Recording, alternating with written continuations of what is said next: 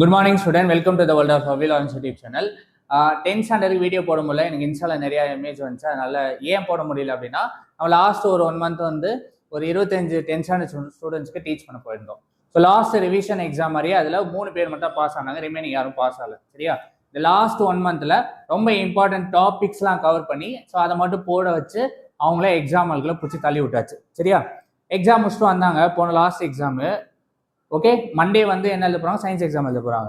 Exam முடிச்சு வந்தாலும் கேட்டேன், என்னப்பா எப்படி பண்ணீங்க, நல்லா பண்ணீங்களா அப்படின்னு கேட்டதுக்கு அவங்க, சார் பிளாஸ்ட் பண்ணி விட்டுட்டோம் சார், கொஸ்டின் பேப்பர் தீச்சு விட்டுட்டோம் சார், தீச்சு விட்டுட்டோம் சார், 3+3 3+3 அப்படியே வச்சு செஞ்சு விட்டோம் சார் கொஸ்டின் பேப்பரை அப்படின்னு நம்மகிட்ட ரிவ்யூ சொல்லியிருந்தாங்க. இப்படிலாம் பண்ணியிருந்தோம் அப்படின்னு.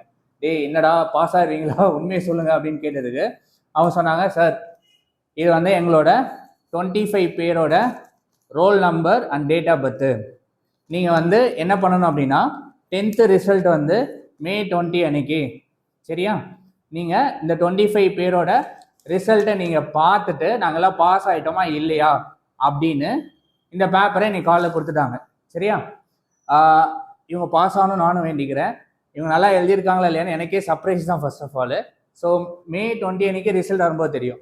சரி, ஆல்ரெடி வந்து என்ன பண்ண 12th ஸ்டாண்டர்ட் மேக்ஸ் பேப்பர் எழுதியிருந்தாங்க இல்லையா, அவங்களும் இதே தான் சொல்லியிருந்தாங்க. என்ன சொல்லியிருந்தாங்க, நல்லா எழுதியிருக்கோம் சார், நீங்கள் போய் பார்த்துக்கிறங்க, மார்க் போட்டே கொடுத்துட்டாங்க அவங்க.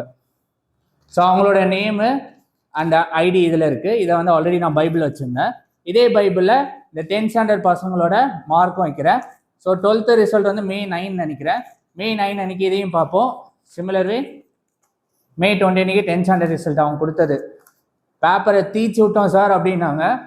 நல்லபடியாக எக்ஸாம் எழுதி பாஸ் ஆகிருந்தால் ரொம்ப சந்தோஷம். அதுக்காக அன்னைக்கு நம்ம பார்ப்போம். சரியா?